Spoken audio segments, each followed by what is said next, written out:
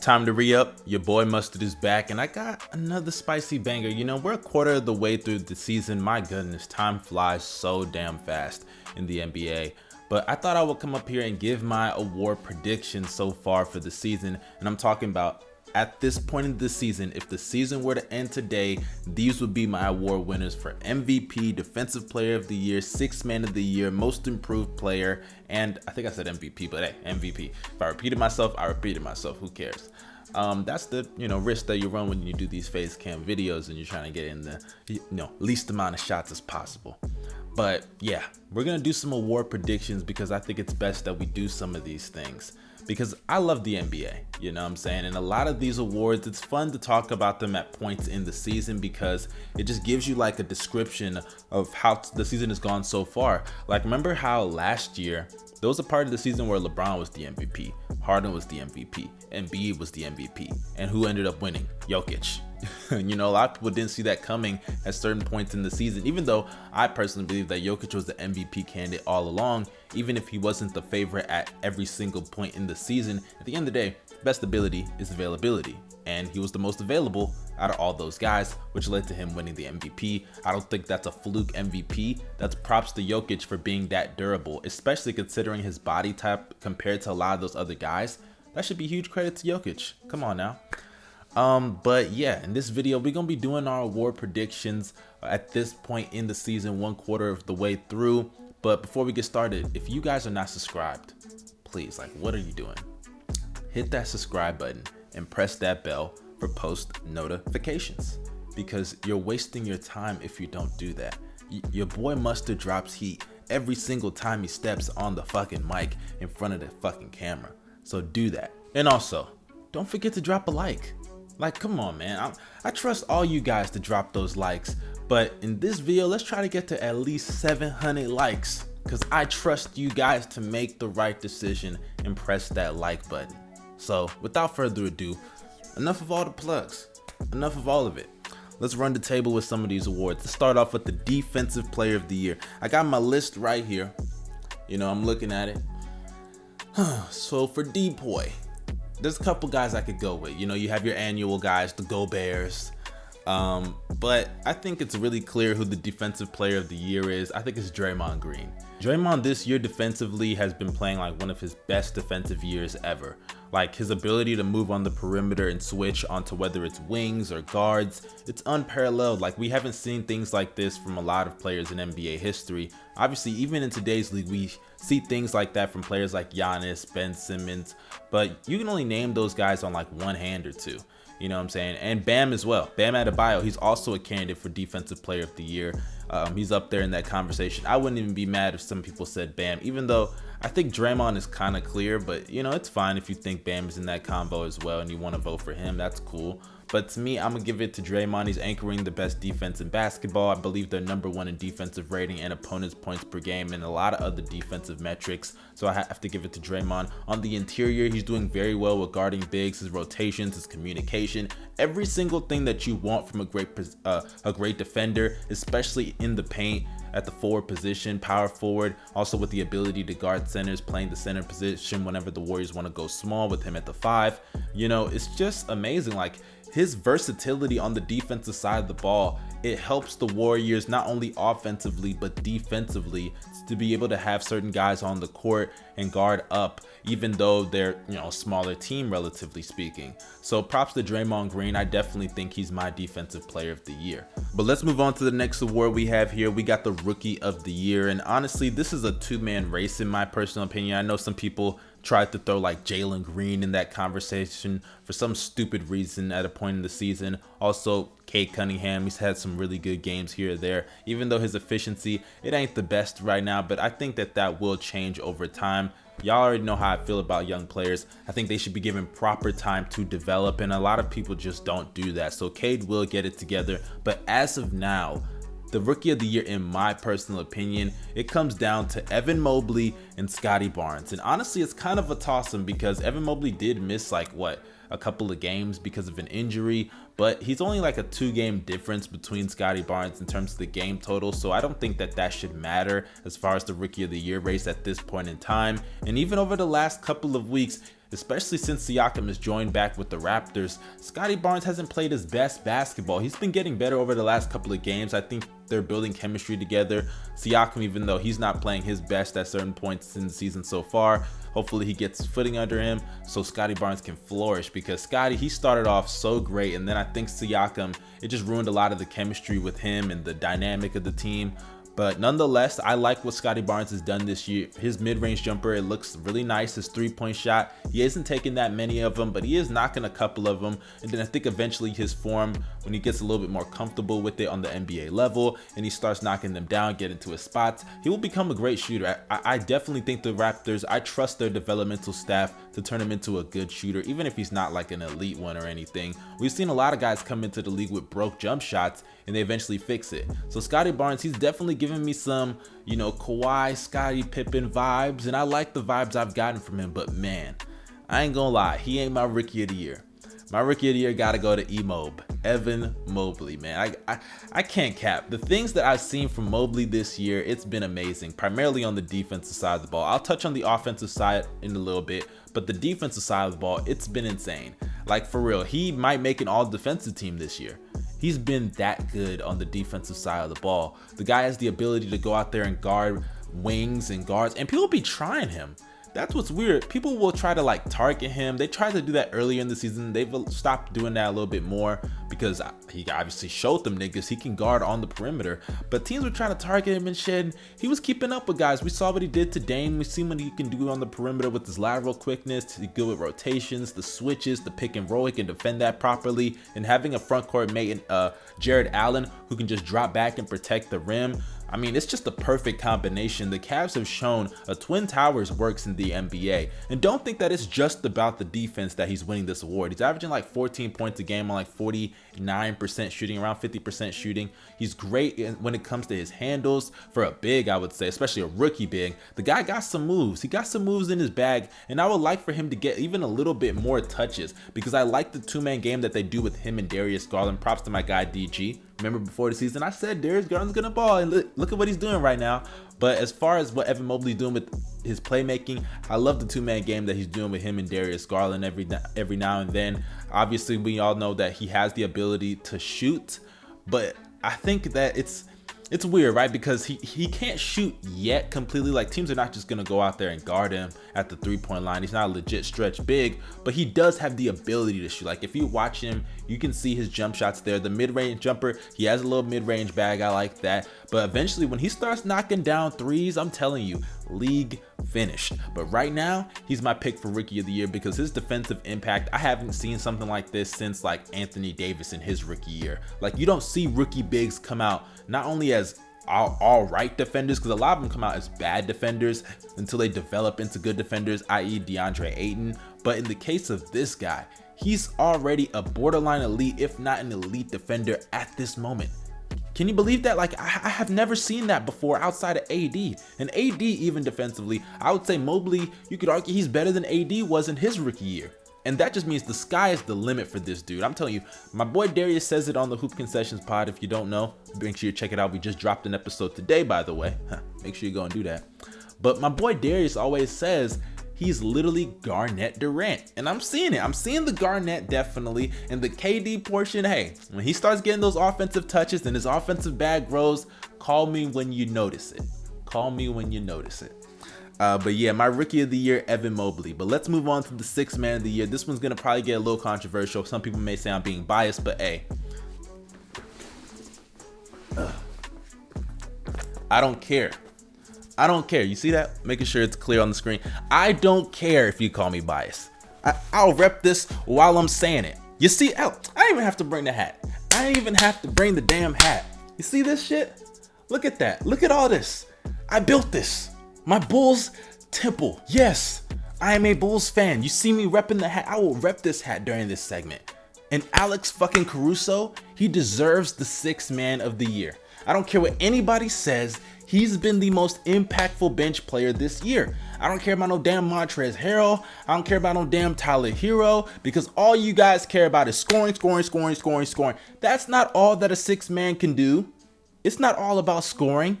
It's about your impact off the bench. And as far as his impact, Nobody has had impact off the bench like Alex Caruso. And I'm definitely going to make a video about this because I don't see a lot of people talking about this, but I believe that over the last decade, we've made the Sixth Man of the Year award about scoring. And it's not just about scoring. The award's about who's been the most impactful player off the bench. It isn't just scoring that you can be impactful off the bench. You can be impactful with rebounds. You can be impactful with defense. You can be impactful with playmaking. You can be impactful with shooting. It isn't just about the amount of points that you put up. For example, Andre Iguodala, you could argue he was the most impactful sixth man off the bench for years. When he was with the Warriors dynasty, you could make that argument in certain years. But no, we're going to give it to guys like Lou Will and Jamal Crawford because they can score more. Please, do not get it twisted. Being an impactful bench player is not just about your ability to score, and a guy like Alex Caruso has proven that. He's proven it. His defense has been amazing this year. Everything, the hustle. I believe he leads the league in steals off the bench, leading the league in steals. The guy has easily been one of our more impactful defenders, and the fact that we have some lineups, especially when Vooch is out, we have some lineups where he's playing the 4, and he's more than holding his own. Off-ball defense amazing, on-ball defense, he'd be clamping dudes up. I'm telling you, AC deserves this Sixth Man of the Year award, and I don't care if he's not gonna win it. I'm going to say in this video, at this point in the season, so far in my awards, my opinion, Wizards fans cry blood, I don't care. Heat fans cry blood, I don't care. Alex Caruso is the Sixth Man of the Year of the 2022 NBA season right now. I don't care what anybody else says. AC, you the sixth man in my book. You the sixth man in my motherfucking book. Let me take this off. Man. Call it Bulls bias. I genuinely don't give a fuck. I don't give a flying fuck what you think. He's the Sixth Man of the Year. But let's move on. Most improved player.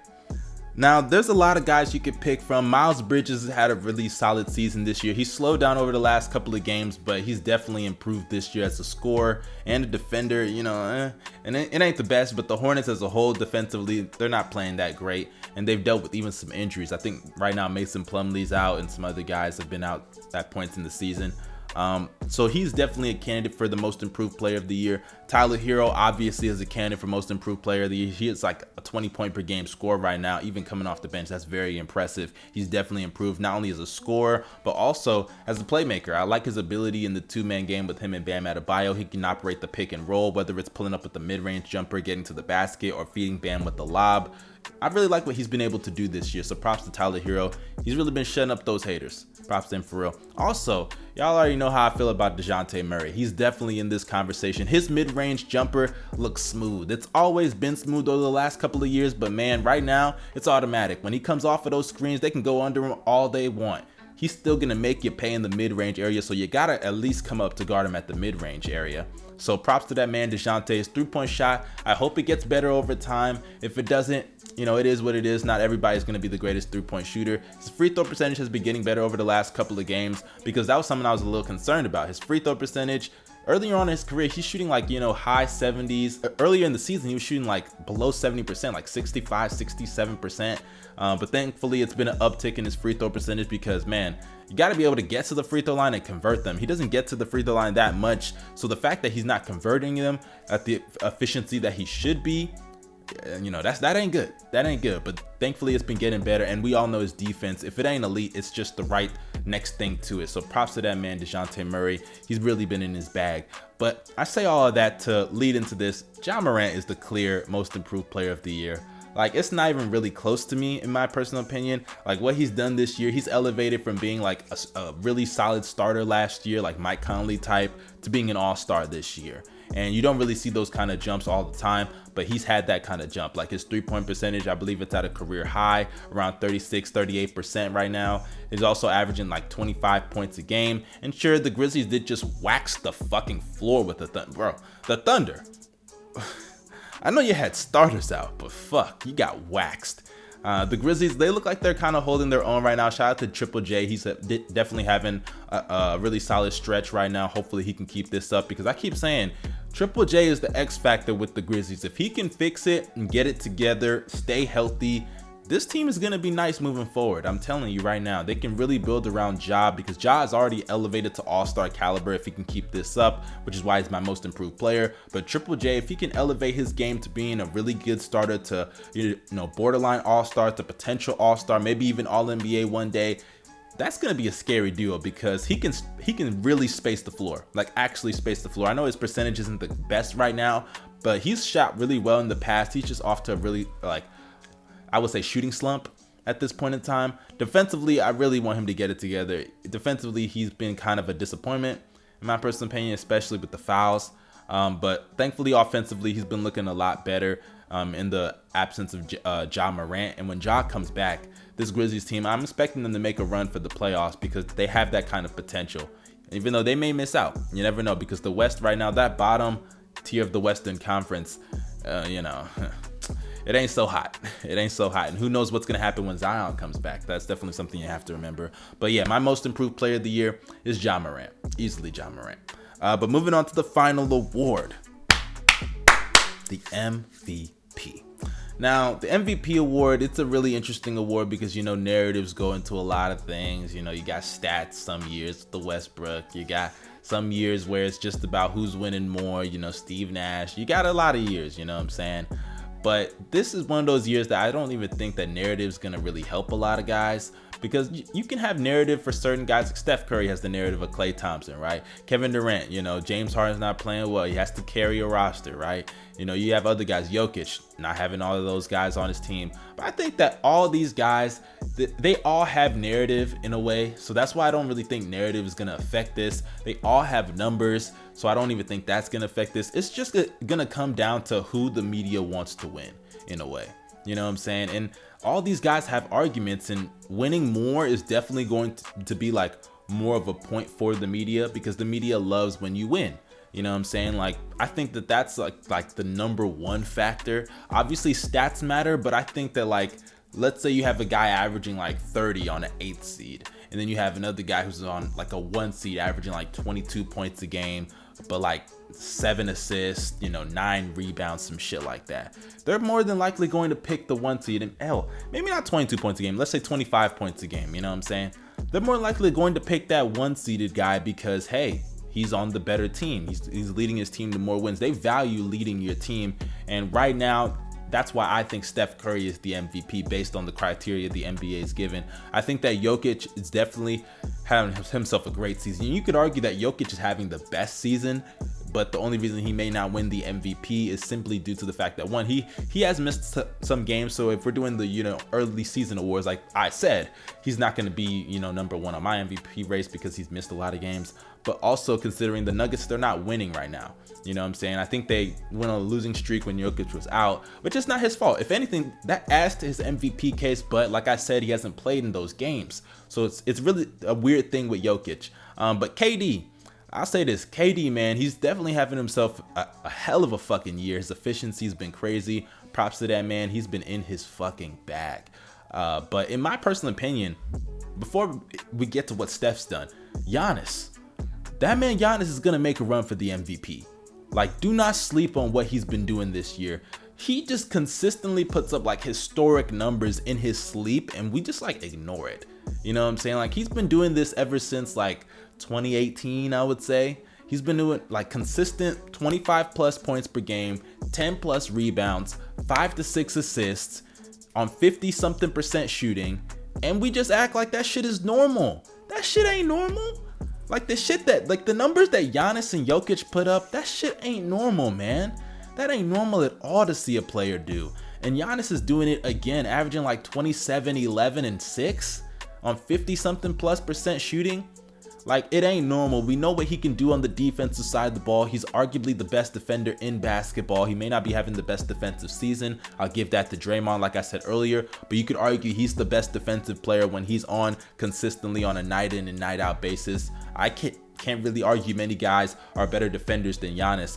If like I'm having a game for my life and I have to have a guy anchor my defensive team, I gotta go. Giannis might be that guy. He might be that guy. The ability to switch on the perimeter, lateral quickness, his ability to also defend the rim.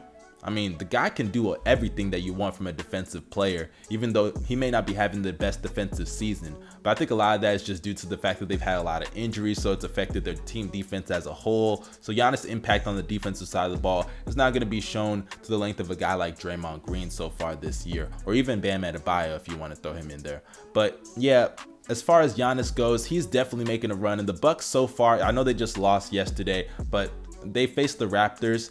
Raptors are no slouch, especially if Giannis is not playing, which, hey, that could add to his MVP case.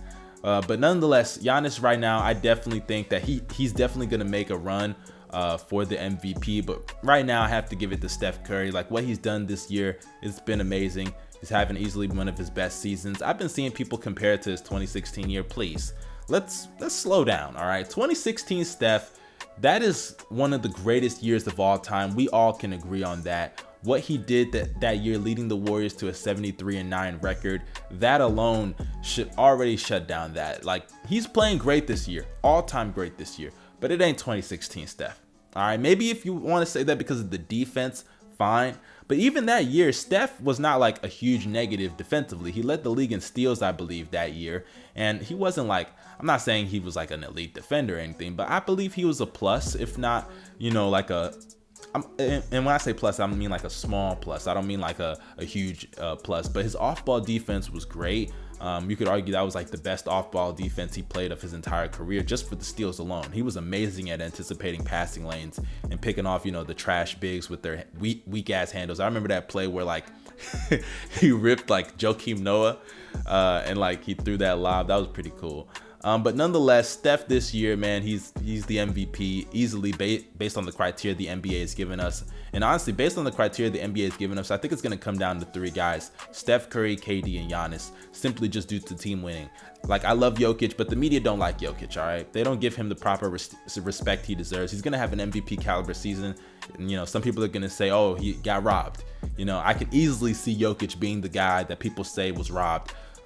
But you know, it is what it is. That's just how things go in the NBA. Some people don't get a fair shake, but I'm glad that he at least got his MVP last year, because in my opinion, he more than deserved it. But hey, that concludes my award predictions, at least my award winners right now at this point in the season. If you disagree, hell, let me know in the comment section. Don't forget to drop a like on this video, subscribe to the channel, press the bell for post notifications. Check out Hoop Concession's latest podcast episode. We just dropped episode 53. Make sure you go and check it out. We talked about Giannis MVP. You know, if he can steal it. You know, maybe he can get that third MVP, who knows. We also talked about the Suns if they're favorites. We talked about, you know, other things as well, the Hawks. Make sure you go and check it out. The links is down below in the description box. Y'all stay safe and have a blessed day. I'm out. Peace.